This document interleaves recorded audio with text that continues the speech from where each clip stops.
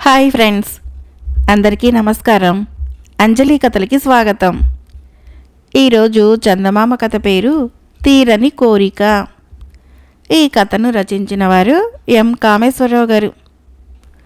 ఆదిశేషయ్య ప్రసూనాంబలకి అనంతుడు ఒక్కడే సంతానం. అతడు అందగాడు, బుద్ధిమంతుడును. పైపెచ్చు అతను పట్నంలో ఉద్యోగం చేస్తున్నాడు. ప్రసూనాంబకు నగల పిచ్చి. వంటి నిండా నగలు ఉన్నప్పటికీ వడ్డాణం చేయించుకోవాలన్న కోరిక మిగిలిపోయింది. వడ్డాణం కోసం ఆమె అడిగితే ఆదిశేషయ్య, ఇంకా నయం, ఊరి మధ్య ఉన్న మర్రి చెట్టుకు చేయించమన్నావు కావు అనేవాడు. ప్రసూనాంబ స్థూలంగా ఉండే మాట నిజమే. తన భర్త ఎలాగూ తనకు వడ్డాణం చేయించడని గ్రహించి, అబ్బాయి తెచ్చే కట్నం డబ్బుతో వడ్డాణం చేయించుకుంటాను, దానిమీద ఎవరూ చెయ్యి వేయటానికి వీల్లేదు అని ఖచ్చితంగా చెప్పేసింది. అనంతుడు ఉద్యోగరీత్యా రోజూ పట్నం వెళ్ళి వస్తూ ఉండేవాడు. పట్నం పొలిమేరల్లో ఒక పాత పెంకుటింట్లో ఉండే ఒక అందమైన అమ్మాయి రోజూ అతన్ని చూస్తూ ఉండేది. అయితే అతనికి ఆ సంగతి తెలియదు. ఒకనాటి సాయంకాలము అతని ఇంటికి బయలుదేరుతూ ఉండగా వాన వచ్చింది. అతను కొద్దిగా తడిచి ఆ పాత పెంకుటింటి పంచన తలదాచుకున్నాడు. ఇంతలో ఇంట్లో నుంచి అమ్మాయి వచ్చి అతను తల తుడుచుకునేటందుకు తువాలు ఇచ్చి తాగటానికి వేడివేడి పాలు ఇచ్చింది. ఆ క్షణం నుంచి ఆ పిల్ల అనంతుణ్ణి బలంగా ఆకర్షించింది. ఆమె పేరు రూప అని, ఆమె తండ్రి వడ్రంగం పని చేస్తాడని, వాళ్ళు చాలా బీదవాళ్లని అనంతుడు తెలుసుకున్నాడు. తర్వాత ప్రతిరోజు వాళ్ళిద్దరూ కలుసుకొని చీకటి పడినదాకా మాట్లాడుకునేవాళ్ళు. ఇద్దరూ మనస్ఫూర్తిగా ఒకరినొకరు ప్రేమించుకున్నారు. మన పెళ్లి సంగతి ఆలోచించు, కానీ మా నాన్న కానీ కట్నం ఇవ్వలేడు అన్నది రూప. కట్నం ప్రసక్తి దేనికి? పెళ్లి విషయం ఇవాళే మా అమ్మ నాన్నలతో మాట్లాడతాను అన్నాడు అనంతుడు. అతను తన తల్లిదండ్రులతో రూప సంగతి ఉన్నది ఉన్నట్టుగా చెప్పేశాడు. నీకిష్టమైతే నాకేమీ అభ్యంతరం లేదు అన్నాడు ఆదిశేషయ్య. కానీ ప్రసూనాంబ మటుకు ఇంత ఎత్తున లేచి, ఎన్నడూ లేనిది ప్రేమ పెళ్ళి అంటూ పైతెప్పు మాటలొస్తున్నాయి, నా నడుముకు వడ్డాణం ఏర్పాటయ్యే షరతు మీదనే ఈ పెళ్లి జరగాలి అన్నది ఖచ్చితంగా. రూప తండ్రి కట్నం ఏమీ ఇచ్చుకోలేడు అన్నాడు అనంతుడు. ముత్యంలాంటి అల్లుణ్ణి తేరగా తెచ్చుకుందామనుకుంటున్నాడా ఏంటి? ఈ ఆటలు నా దగ్గర సాగవు అన్నది ప్రసూనాంబ. అనంతుడు గుడ్లెర్ర చేసుకుని వీధిలోకి వెళ్ళిపోయాడు. ఒరే ఆగరా అంటూ అతని వెనకాలే వెళ్ళిన ఆదిశేషయ్య చీకటి పడ్డాక ఇంటికి తిరిగి వచ్చి, వాడెక్కడా కనిపించలేదు. అయినా వాడు అంతగా ముచ్చట పడుతూ ఉంటే పెళ్లికి ఒప్పుకోకూడదు. ముసలిదానివి, ఇంకా నీకు నగల మీద తాపత్రయం ఎందుకు చెప్పు అంటూ భార్యని కేకవేశాడు. నేను ముసలిదాన్నా? ఇంకా 50 అయినా నిండలేదు. పెళ్ళై 30 ఏళ్ళు దాటినా పెళ్ళానికి ఒక వడ్డాణం చేయించి పెట్టే సామర్థ్యం నీకు లేకపోగా కొడుకు ద్వారా చేయించుకుందామన్నా కుళ్ళుతున్నావు అన్నది ప్రసూనాంబ. ఆ రాత్రి భార్యాభర్తలిద్దరూ భోజనాలు చేశారు. ప్రసూనాంబ వంటిలు సర్దుతూ ఉండగా బయట నుంచి పంతులు పంతులు అన్న కేక వినిపించింది. ఆదిశేషయ్య తండ్రిని పంతులు అని పిలిచేవాళ్ళు. ఆయన పోయి 6 ఏళ్ళయింది. ఎవరు అంటూ ఆదిశేషయ్య ప్రసూనాంబ బయటికి వచ్చారు. బయట ఒక ఖరీదైన గుర్రపు బండి ఆగి ఉన్నది. దానికి పట్టుతెరలు కట్టి ఉన్నాయి. అందులో నుంచి ఒక ముసలాయన దిగాడు. ఆయన కట్టిన బట్టలు చాలా ఖరీదైనవి. ఆయన 10 వేళ్లకి దగదగా మెరిసే ఉంగరాలున్నాయి. పంతులు గారు పోయి 6 ఏళ్ళయిందండి, ఆయన మా నాన్నగారు అన్నాడు ఆదిశేషయ్య ఆ ముసలాయనతో. ఆయన పోయాడా అని ముసలాయన అరుగు మీద కూలబడి కళ్ళు ఒత్తుకున్నాడు. మీకు మా నాన్నగారు ఏ విధంగా తెలుసును అని ఆదిశేషయ్య ఆయన అడిగాడు. ఆయన నేను బాల్యమిత్రులం. పెళ్ళిళ్ళయ్యేదాకా ఇద్దరము కలిసే తిరిగాము. ఇద్దరము వియ్యం అందుదామని కలలు కన్నాం. కానీ ఇద్దరికీ కొడుకులే కలగటం చేత అది సాధ్యం కాలేదు. నేను వ్యాపార నిమిత్తము విదేశాలకు వెళ్ళి బోలెడంత ఆస్తి సంపాదించాను. నా కొడుక్కి ఒక్క కూతురు, పంతులకు కూడా ఒక మనవడు ఉన్నట్లు తెలిసింది. అందుచేత విదేశాల నుంచి తిరిగి వస్తూనే రెక్కలు కట్టుకొని ఎంతో ఆశతో వచ్చాను. నా ఆశ నిరాశయింది. మరి వెళతాను అని ముసలాయన లేచాడు. ఉండండి బాబాయ్ గారు, మామగారు కూడా కన్ను మూసే ముందు నాకు ఈ సంగతే చెప్పారు. ఈ పెళ్లి జరిగితేనే కానీ ఆయన ఆత్మ శాంతించదు. అందుకే మా అబ్బాయికి ఇంతకాలము పెళ్లి చేయలేదు. అబ్బాయి పని మీద పట్నం వెళ్ళాడు, ఉదయం వస్తాడు. ఈ పూటకి ఇక్కడే ఉండండి అన్నది ప్రసూనాంబ ముసలాయనతో. ఆమె వెంటనే మళ్ళీ వంటకి ఉపక్రమించింది. ఆదిశేషయ్య వంటగదిలోకి వచ్చి, ఆ ముసలాయనకి అన్ని అబద్ధాలు కల్పించి చెప్పావు దేనికి అని కోపంగా అడిగాడు. లక్ష్మీదేవి ఇల్లు వెతుక్కుంటూ వస్తే గెంటేస్తానా ఏంటి? ఈ పెళ్లి చేస్తే పిల్లాడు సుఖపడతాడు అన్నది ఆమె. పిల్లవాడి మాట ఎలా ఉన్నా నువ్వు ఏకంగా 4 వడ్డాణాలు చేయించుకోవచ్చు అని వెటకారంగా అన్నాడు ఆదిశేషయ్య. ప్రసూనాంబ మర్నాడు లేస్తూనే గొల్లుమన్నది. ఆమె నగలు పెట్టే బద్దలు కొట్టి ఉన్నది. అందులో ఒక్క నగ కూడా లేదు. రాత్రి వచ్చిన ముసలాయన జాడ కూడా లేదు. ప్రేమించుకున్న వాళ్ళని విడదిద్దామనుకున్నందుకు నీకు తగిన శాస్తే జరిగిందిలే అన్నాడు ఆదిశేషయ్య. కాసేపటికి అనంతుడు వచ్చి, రూపతండ్రి వేరే కట్నం ఇవ్వలేకపోయినా తన భార్య తాలూకు వడ్డాణం ఇస్తాడట అన్నాడు. నగలన్నీ పోయిన దుఃఖంలో వడ్డాణం మాట వినపడగానే ప్రాణం లేచి వచ్చి ప్రసూనాంబ పెళ్లికి ఒప్పుకున్నది. పెళ్లిలో రూపతండ్రిని ఎక్కడో చూసినట్లు ప్రసూనాంబకు అనిపించింది. కానీ అనంతుడు, ఆదిశేషయ్య, రూపతండ్రి కలిసి అద్దె బండితోనూ అరువు దుస్తులతోనూ గిల్టు ఉంగరాలతోనూ నాటకం ఆడారని, తన నగలనే కరిగించి వడ్డాణం చేయించారని ఆమె ఎరగదు. ఏమైనా వడ్డాణం పెట్టుకోవాలని ఎన్నో ఏళ్లుగా ఉన్న ఆమె కోరిక తీరిపోయింది. మరొక కథ పేరు అత్తకు తగిన కోడలు. ఈ కథను రచించిన వారు కాండూరి భార్గవి గారు. రమణమ్మ పిసినారిది. భర్త పోయాడు. అంతో ఇంతో ఆస్తి ఉన్నది. కొడుకు సత్యము ఉద్యోగం చేసి సంపాదిస్తున్నాడు. అయినా రమణమ్మ వడియాలు, అప్పడాలు, ఆవకాయ తయారు చేసి అమ్మేది. సంపాదించిన డబ్బు భద్రంగా ఇనపెట్టెలో దాచుకునేది. పోగైన చిల్లర డబ్బులు ఖాళీ అగ్గిపెట్టెల్లో దాచుకునేది. సత్యము అందంగానే ఉంటాడు. తల్లికి ఎదురు చెప్పలేడు. రమణమ్మ వాడికి ఇంకా పెళ్లి చేయలేదు. కావలసినంత డబ్బున్నది. ఇంకా ఎంతకాలం కష్టపడతావు? సత్యానికి పెళ్లి చేసి కోడల్ని తెచ్చుకొని సుఖపడరాదు అన్నారు ఇరుగు పొరుగు అమ్మలక్కలు. చేస్తానమ్మా, చేస్తాను. తగిన కోడలు పిల్ల దొరకవద్దు అన్నది రమణమ్మ. తగిన కోడలు అంటే ఆమె ఉద్దేశంలో తన కొడుకు కన్నా అసమర్థురాలు, నోరు లేనిది. ఒక రోజున ఆమె పెళ్ళిళ్ళ పేరయ్యని పిలిపించి, ఎక్కడైనా నా కొడుక్కి మంచి సంబంధం చూడు. పిల్ల నా చెప్పు చేతుల్లో ఉండాలి. కట్నము భారీగా కావాలి అన్నది. అలాగే చూస్తానమ్మా. నిప్పులు చెలరేగే ఎండలో పడి నడిచి వచ్చాను. చల్లగా తాగటానికి ఏమైనా ఇవ్వు అన్నాడు పేరయ్య. రమణమ్మ ఏ మజ్జిగ తేటో చక్కెర నీళ్ళో తెస్తుందని పేరయ్య ఆశపడ్డాడు. కానీ ఆమె గ్లాసుడు మంచినీళ్ళు తెచ్చి ఇచ్చింది. మరి నాకు దక్షిణ ఇప్పిస్తావా అడిగాడు పేరయ్య. దక్షిణమా? ఇటే వెళ్ళు అని రమణమ్మ పెళ్ళిళ్ళ పేరయ్యకు దొడ్డిదారి చూపించింది. కొన్నాళ్ళ అనంతరము పేరయ్య ఒక సంబంధం తెచ్చాడు. పిల్ల రమణమ్మకు నచ్చింది. ఆ పిల్లకు సత్యానికి పెళ్లి జరిగింది.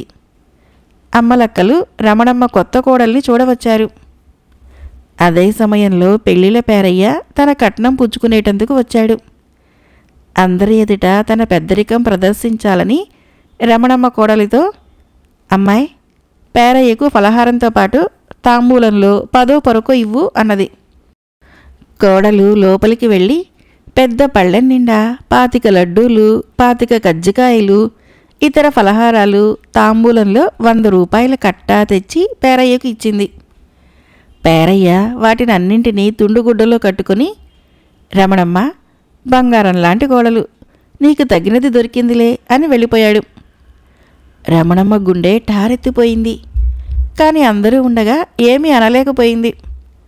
తర్వాత కోడల్ని పిలిచి, అమ్మాయి, నేను మాట వరుసకి అంటే నిజంగా తెస్తావా?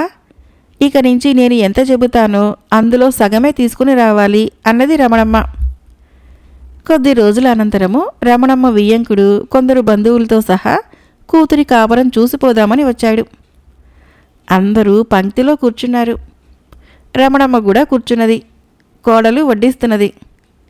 నాకు కూడా ఇంత అన్నం పడయ్యవే అన్నది రమణమ్మ కోడలితో. కోడలు అందరికీ వడ్డించుకుంటూ వచ్చి అత్తగారి ముందున్న విస్తట్లో 4 మెతుకులు రాల్చింది. అదేమిటే, అన్నం వడ్డించమంటే గరిటె దులిపావు అన్నది రమణమ్మ. చెప్పిన దాంట్లో సగం వెయ్యమని నువ్వే కదా అన్నావు అన్నది కోడలు. రమణమ్మకు అవమానంతో పాటు కోపం కూడా వచ్చింది. వచ్చిన చుట్టాలు, రమణమ్మ, ఇంటి బాదరబంది ఇంకా ఎంతకాలమని పడతావు? నీ బాధ్యత అంతా కోడలు నెత్తిని పెట్టి కృష్ణారామ అనుకుంటూ కూర్చో అన్నారు. అవును, మీరన్నది నిజమే అని రమణమ్మ తాళపు చెవులు కోడలి చేతిలో పెట్టింది. అందరూ రమణమ్మ వివేకానికి మెచ్చుకున్నారు. అందరూ వెళ్ళిపోయాక రమణమ్మ తన కోడలిని తాళం చెవులు తిరిగి ఇవ్వమన్నది. ఇంటి బాధ్యత నన్నే చూసుకోమన్నావు కదా అన్నది కోడలు. ఏదో మాట వరుస కంటే నిజమనుకున్నావా అని రమణమ్మ తాళం చెవులు తీసేసుకుంది. కోడలికి చాలా కోపం వచ్చింది. కానీ మాట్లాడక ఊరుకున్నది. రమణమ్మ ఇంటి ముందర చింత చెట్లు ఉన్నాయి. చల్లగాలి కోసము రమణమ్మ ఆ చెట్ల క్రిందే పడుకునేది. ఒకనాటి అర్ధరాత్రి చెట్ల గుబురులో నుంచి దెయ్యం వచ్చి రమణమ్మ పీక పట్టుకొని తాళం చెవులు ఇస్తావా చంపేయినా అని అడిగింది. రమణమ్మ అరిచింది. కానీ లాభం లేకపోయింది. రమణమ్మ తాళం చెవులు దయ్యం చేతిలో పెట్టి ఇంటిలోకి పరిగెత్తుకుంటూ వచ్చింది. ఇంతలో దొడ్డి వైపు నుంచి లోపలికి వచ్చిన కోడలు, ఏమిటా అరుపులు, దయ్యంగాని పట్టుకున్నదా అని అడిగింది. రమణమ్మ చెమటలు కక్కుతూ నిలువెల్లా వణుకుతున్నది గాని జవాబు చెప్పలేదు. ఆహా, దయ్యం పట్టిన లక్షణాలు అచ్చగా ఇలాగే ఉంటాయి అని కోడలు చీపిరి కట్ట తెచ్చి అత్తగారిని బాధసాగింది. నాకు దయ్యం పట్టలేదు మొర్రో అని రమణమ్మ ఏడవసాగింది. ఎందుకు పట్టలేదు, నీకు ధనాస దయ్యం కూడా పట్టింది అన్నది కోడలు. మర్నాడు కోడలు పేద సాదులందరికీ భారీ ఎత్తున అన్నదానము వస్త్రదానము చేస్తూ ఉండటం చూసి, ఇంత డబ్బు నీకెక్కడిది అని రమణమ్మ కోపంగా అడిగింది.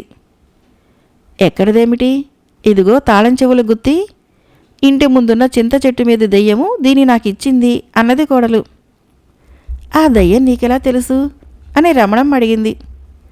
అది నాకు వేలు విడిచిన అక్క అన్నది కోడలు. ఈ మాట విని రమణమ్మ భయపడి నోరు మూసుకున్నది. అది మొదలు ఆమె కోడలు చెప్పినట్లు వినసాగింది. వినకపోతే దయ్యం తనను చంపేస్తుందని ఆమె భయం. తల్లిలో ఈ మార్పు కలిగించినది తన భార్య అని తెలిసి సత్యము చాలా సంతోషించాడు. మరొక కథ పేరు తెలివిగల ఇల్లాలు. ఈ కథను రచించిన వారు అజీజ్ గారు. పూర్వము ఒక ఊళ్ళో దానయ్య అనే గుమస్తా ఉండేవాడు. అతను ఆ ఊళ్ళో ఉన్న ఒక పెద్ద షావుకారు దగ్గర చిన్న గుమస్తాగా పనిచేసేవాడు. మామూలుగా షావుకారు గుమస్తాలు బాగా డబ్బు చేసుకుంటారు. కానీ దానయ్య అలా కాక చాలని జీతం డబ్బులతోనే కాలక్షేపం చేసేవాడు. అతని భార్య తెలివిగలది కావటం చేత ఉన్న దాంట్లోనే ఇల్లు గడుపుతూ వచ్చేది. ఊళ్ళో వాళ్ళు మాత్రము దానయ్య చాలా డబ్బు కూడబెట్టాడని నమ్మారు. ఆ ఉద్దేశంతో ఒకరోజు రాత్రి దానయ్య ఇంటికి ఒక ఘరానా దొంగ వచ్చాడు. అతను పగలు పెద్ద మనిషిలా నటించేవాడు. అప్పుడప్పుడు రాత్రివేళ బయలుదేరి దొంగతనాలు చేస్తూ బ్రతికేవాడు. దొంగ దానయ్య ఇల్లంతా వెతికినా మామూలు వస్తువులు తప్ప నగ నట్రా కనిపించలేదు. దానయ్య తన ధనమంతా ఎక్కడో రహస్యంగా దాచి ఉంటాడని వాడు మొలలో నుంచి కత్తిలాగి దానయ్య అతని భార్య ఉన్న గదిలోకి ప్రవేశించాడు. అలికిడి విని ఆ దంపతులు నిద్రలేచారు. నల్లని ముసుగు ముఖానికి వేసుకున్న దొంగ కనపడగానే వాళ్ళు భయంతో వణికిపోయారు. ఇల్లంతా వెతికినా చీపురు పుల్ల కనిపించలేదు. డబ్బు నగలు ఎక్కడ దాచావో మర్యాదగా చెప్పకపోయావో డొక్క చీరేస్తాను అన్నాడు దొంగ. దానయ్య గుండె మీద కత్తి ఆనించాడు. పేదవాణ్ణి, నా దగ్గర ఏముంటుంది, ఇంట్లో నీకు కనిపించిందంతా పట్టుకెళ్ళి మమ్మల్ని వదిలిపెట్టు అని దానయ్య చేతులు జోడించాడు. దొంగ అతని మాటలు నమ్మక దానయ్యను కొట్టసాగాడు. దానయ్య భార్య దొంగకు అడ్డం వచ్చి, ఎందుకొచ్చినట్లు, ఇతన్ని దక్షిణపు గదిలోకి తీసుకుని పోయి దాచిందంతా ఇచ్చేయొద్దు అన్నది. దానయ్య భార్య ఎత్తు గ్రహించి సరేనన్నాడు. అతను దొంగను వెంటబెట్టుకొని దక్షిణపు గదిలోకి ప్రవేశించగానే దానయ్య భార్య గది తలుపు మూసి గడియ పెట్టేసింది. దొంగ కిటికీ దగ్గరికి వచ్చి నివ్వెరపోయి చూస్తూ, ఇదేమిటి, తలుపు మూసేశావు దేనికి అని దానయ్య భార్యను అడిగాడు. దానయ్య భార్య నవ్వి, మా దగ్గర ధనం ఎక్కడిది నాయనా, నేను రాజభటులకు అప్పగించడానికే ఈ పని చేయవలసి వచ్చింది అన్నది. దొంగ గడగడా వణుకుతూ, తల్లి నీకు పుణ్యం ఉంటుంది, ఆ పని మాత్రం చేయకు అంటూ ప్రాధేయపడ్డాడు.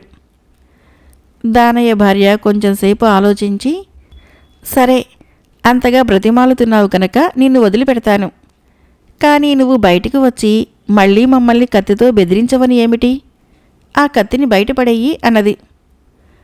దొంగ వెంటనే తన చేతిలో ఉన్న కత్తిని కిటికీ గుండా బయటపడేశాడు.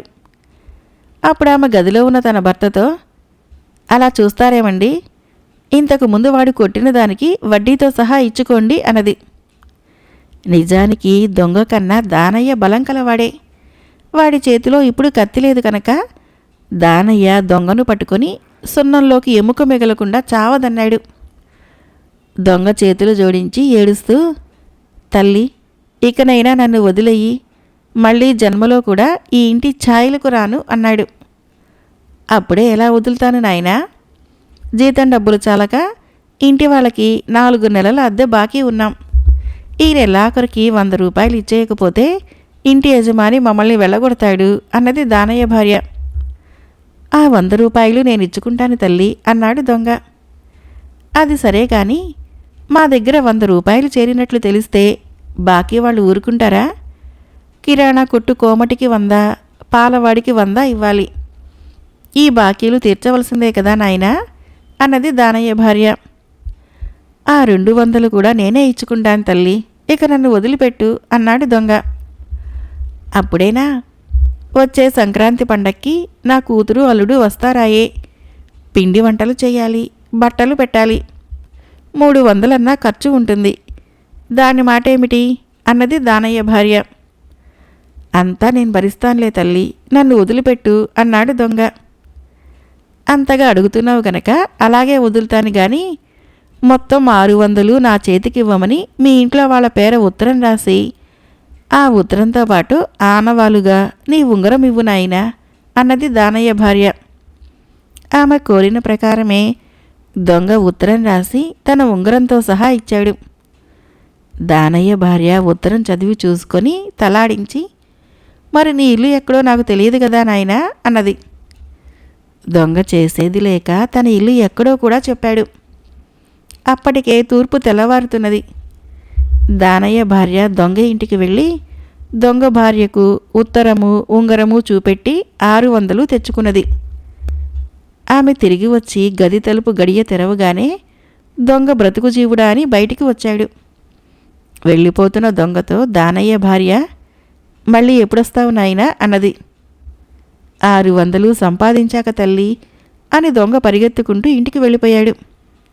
ఇక ఆ ఊళ్ళో ఉండటం ప్రమాదం అనుకుని ఆ రోజే వాడు మూటా ముల్లే సర్దుకొని తన భార్యతో సహా ఆ ఊరు విడిచిపెట్టి ఎటో వెళ్ళిపోయాడు.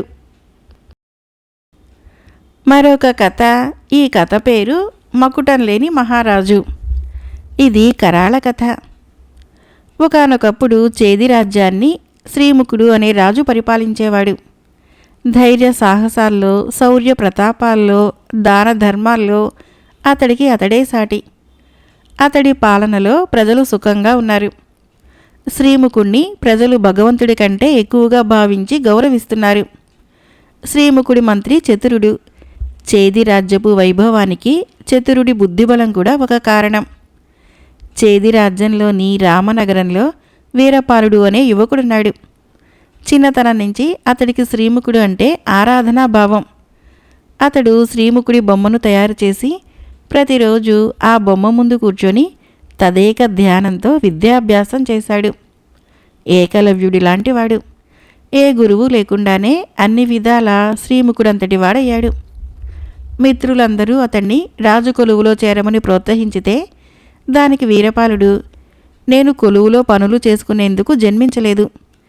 శ్రీముఖుడు మనకు రాజైతే నేను చేది దేశానికి మకుటం లేని మహారాజుని.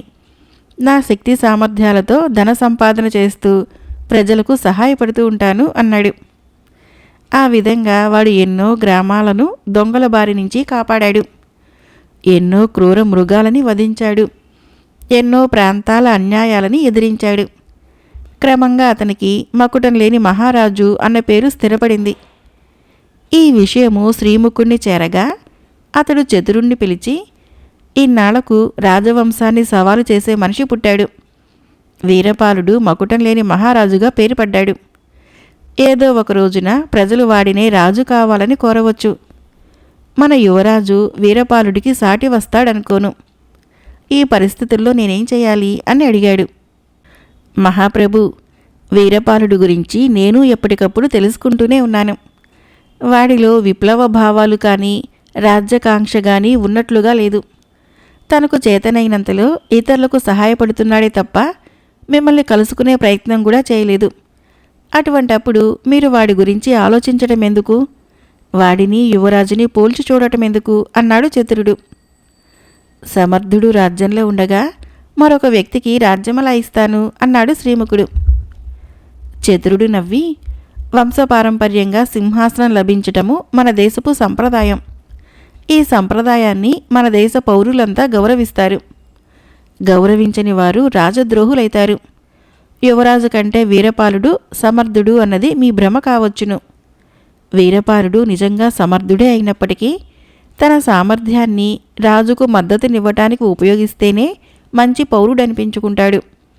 సమర్థులే రాజ్యపాలన చేయాలన్న సిద్ధాంతం వస్తే రాజ్యంలో నిరంతర రక్తపాతం కొనసాగుతుంది.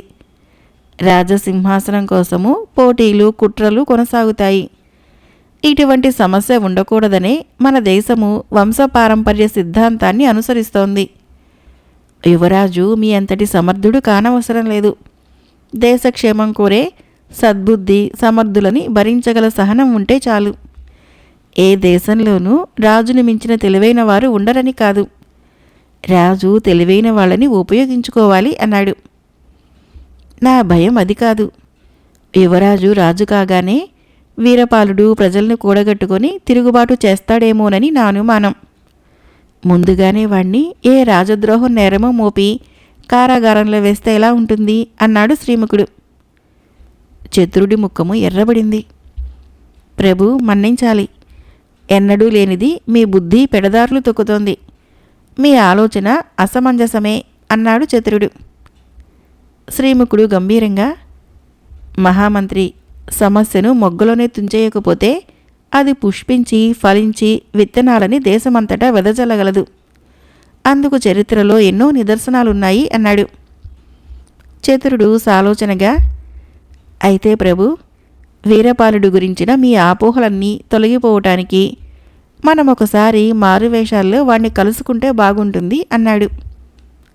మర్నాడే శ్రీముఖుడు చతురుడు మారువేషాల్లో బయలుదేరారు. అప్పుడు రాజు మెడలో జయహారాన్ని చూశాడు చతురుడు. జయహారము చేది వంశపు రాజులకు వంశానుగుణంగా వస్తుంది. హారం దగ్గర ఉన్నంతకాలము ఏ ప్రభువుకు సమస్యలుండవని పెద్దలు చెబుతారు. చూడటానికి సామాన్యంగా కనపడే ఆ హారము ఎంతో విలువైనది కూడా. ఒక పర్యాయము కాశ్మీర దేశపు వ్యాపారి వచ్చి ఆ హారాన్ని చూసి, ఇటువంటి హారాన్ని మరొకటి తయారు చేయటము అసాధ్యం, ఇందులో అపురూపమైన మణులు మలచబడ్డాయి అన్నాడు. చతురుడు అప్పుడు ఆ హారాన్ని చూపించి, ప్రభు, ఈ హారాన్ని తమరు ధరించకుండా ఉండాల్సింది. తమరిప్పుడు మారువేషంలో ఉన్నారు కదా అన్నాడు. మారువేషంలో ఉన్నప్పుడు ఈ హారాన్ని అంతఃపురంలోనే వదిలిపెట్టాలని నా తండ్రి నాకు చెప్పు ఉన్నాడు. పొరపాటైపోయింది. ఏమి జరగనున్నదో చూద్దాము అన్నాడు శ్రీముఖుడు. ఇద్దరు వీరపాలుణ్ణి కలుసుకున్నాక శ్రీముఖుడికి కలిగిన ఆశ్చర్యము అంతా ఇంత కాదు. వీరపాలుడు నడకలో, మాటల్లో, కదలికల్లో అచ్చము శ్రీముఖుడిలాగానే ఉన్నాడు. దూరాన్నించి చూస్తే అతడే శ్రీముఖుడని ఎవరైనా పొరపడవచ్చు. నీవీ దేశానికి రాజువు కావాలని కలగంటున్నావు, అందుకే అచ్చం రాజులా మసలుతున్నావు అన్నాడు చతురుడు. లేదు, మన దేశపు రాజంటే నాకెంతో గౌరవం. ఆయన అవతార పురుషుడు. అన్ని విధాలా ఆయనకులా ఉండాలనే నా కోరిక అన్నాడు వీరపాలుడు. అయితే ఆయనకులాగానే రాజ్యం చేయాలని కూడా ఉందా అన్నాడు చతురుడు. అవును, అందుకే నేను మకుటం లేని మహారాజునయ్యాను అన్నాడు వీరపాలుడు. నీవు రాజద్రోహివి. నీ సామర్థ్యంతో రాజు కొలువులో చేరి ఆయనకు సహాయపడవచ్చు, కానీ నువ్విలా చేయకుండా స్వతంత్రంగా వ్యవహరిస్తున్నావు అన్నాడు చతురుడు. వీరపాలుడు నవ్వి, అన్ని విధాలా మన ప్రభువులా ఉండాలనుకుంటున్న నేను ఒకరి క్రింద కొలువు చేస్తే అది మన ప్రభువుకే అవమానం. అందుకే స్వతంత్రుడిగా ఉంటున్నాను. నేను రాజద్రోహిని కాదు, రాజభక్తుణ్ణి. అందుకే ప్రతిఫలం కూడా ఆశించకుండా రాజకార్యాల్లో సహాయపడుతూ ఉన్నాను. నేను మకుటం లేని మహారాజుని. ఆ విధంగా మకుటం ఉన్న రాజుకు సహాయపడుతున్నాను అన్నాడు. ఏ పదవి ఆశించకుండా ప్రజలకు సహాయపడుతున్నావు కాబట్టి నీవు మన ప్రభువు కంటే గొప్పవాడివే అన్నాడు చతురుడు వెంటనే. అలాగంటే నేను ఒప్పుకోను. పదవి బాధ్యతతో కూడుకొని ఉంటుంది. మకుటమున్న కారణంగా మన ప్రభువుకి ప్రజల్ని రక్షించాల్సిన బాధ్యత ఉంది.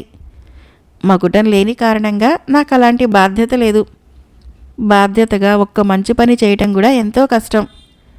బాధ్యత లేకుండా ఎన్నైనా మంచి పనులు చేయవచ్చు. మన ప్రభువు శ్రీముఖుడు నాకు ఆదర్శం. నేను ఆయన కాలి గోటికి కూడా పోలను అన్నాడు వీరపాలుడు. చతురుడు ఏదో అనబోగా శ్రీముఖుడు వారించి, ఈ విధంగా ప్రజల్లో మంచి పేరు సంపాదించుకుంటూ రేపు శ్రీముఖుడు పోయిన తర్వాత యువరాజు రాజ్యానికి రాగానే నువ్వే రాజువైతావు, అవునా అన్నాడు. వీరపాలుడు వెంటనే చెంపలు వేసుకొని, మీరెవరో నాకు తెలియదు. నా మీద లేనిపోని అభాండాలు వేయకండి. నేను ఎప్పటికీ రాజును కాను. మకుటం లేని మహారాజుగా ఉండటమే నాకు ఇష్టం. యువరాజుకేమైనా ఇబ్బంది వస్తే సాటి రాజుగా నేనతడికి సహాయపడి శత్రువులని మట్టుపెడతాను అన్నాడు. శ్రీముఖుడు ఆశ్చర్యంగా, యువరాజుపై నీకెందుకింత గౌరవము అన్నాడు. వీరపాలుడు నవ్వి, మన ప్రభువు శ్రీముఖుడంటే నాకు ఎంతో ఆరాధనా భావముంది. ఆయన వంశీయులంతా నాకు గౌరవనీయులే అంటూ శ్రీముఖుడి గొప్పతనాన్ని స్తుతించాడు. పొగడ్తలు వింటూనే శ్రీముఖుడు సంతోషాన్ని పట్టలేక తన మెడలోని జయహారాన్ని తీసి వీరపాలుడి మెడలో వేశాడు. చతురుడు తెల్లబోయి, ప్రభు, అది తరతరాలుగా మీ వంశానికి శుభాన్నిచ్చే జయహారం. అది మీ మెడలో ఉంటేనే భాసిస్తుంది. పొగడ్తలకు మురిసిపోయి అర్హతానర్హతలు చూడకుండా కానుకలివ్వటము తమకు తగని పని. అందుకే తమ పెద్దలు జయహారాన్ని మారువేషంలో ఉండగా ధరించవద్దని శాసించారు అన్నాడు. శ్రీముఖుడు వెంటనే వీరపాలుడి గుణగణాలని ప్రస్తుతించి, ఈ జయహారాన్ని ధరించటానికి నాకంటే ఇతనే అర్హుడు అన్నాడు. వీరపాలుడు శ్రీముఖుడికి పాదాభివందనం చేసి, ప్రభు, ఈ విధంగా నాకు మీ దర్శనమైంది. చాలా సంతోషం. ఈ జయహారాన్ని మీరే ధరించాలి, నా మాట కాదనకండి అంటూ జయహారాన్ని తిరిగి శ్రీముఖుడి మెడలో వేశాడు. వీరపాల, నువ్వు నిజంగానే మకుటం లేని మహారాజువి అన్నాడు శ్రీముఖుడు. కరాళుడు ఇంతవరకే కథను చెప్పి, ఓ సవితూక మహారాజా, తీసిచ్చిన హారాన్ని శ్రీముఖుడు వెనక్కి ఎందుకు తీసుకున్నాడు? దానంగా పొందిన దాన్ని తిరిగి వెనక్కి ఇవ్వటము ద్వారా వీరపాలుడు శ్రీముఖుడిని అవమానించినట్లు కాదా? తెలిసి కూడా ఈ ప్రశ్నకు జవాబు చెప్పలేకపోయావో నీవు నాకు బానిసవు కావాల్సి ఉంటుంది అన్నాడు. అందుకు సవిత్వికుడు ఇలా చెప్పాడు. వీరపాలుడు అన్ని విధాలా శ్రీముఖుడిని అనుసరించడం వలన మకుటం లేని మహారాజయ్యాడు. ఆ విధంగా అతడు శ్రీముఖుడి పౌరుడు కాదు, సాటి మహారాజు. అతడు శ్రీముఖుడికి పాదాభివందనం చేశాడంటే అది పితృభావంతోనే తప్ప తాను శ్రీముఖుడి పౌరుడినన్న భావంతో కాదు. వీరపాలుడు పొగిడినందుకు సంతోషం పట్టలేక శ్రీముఖుడి మెడలో హారం వేశాడు. ప్రమాదము కనిపెట్టిన చతురుడు తెలివిగా మహారాజు వీరపాలుణ్ణి పొగిడేలా చేశాడు. అన్ని విధాల శ్రీముఖుణ్ణే అనుసరించే వీరపాలుడు పొగడ్తలకు సంతోషం పట్టలేక తన మెడలోని జయహారాన్ని శ్రీముఖుడి మెడలో వేశాడు. వీరపాలుణ్ణి మకుటం లేని మహారాజుగా గుర్తించిన శ్రీముఖుడు ఆ కానుకని స్వీకరించక తప్పలేదు. అది సరి అయిన సమాధానం కావటంతో సవిత్వకుడికి ఎదురుగా ఉన్న కన్యపైన కరాళుడి ప్రభావము నశించి ఆమె ఒంటిగా మారి అడవిలోకి పరుగు తీసింది. కథ అయిపోయింది. ఫ్రెండ్స్, ఈ కథలు మీకు నచ్చినట్లయితే మన ఛానల్ని తప్పకుండా సబ్స్క్రైబ్ చేయండి, లైక్ చేయండి, షేర్ చేయండి, కామెంట్ చేయండి. Thank you.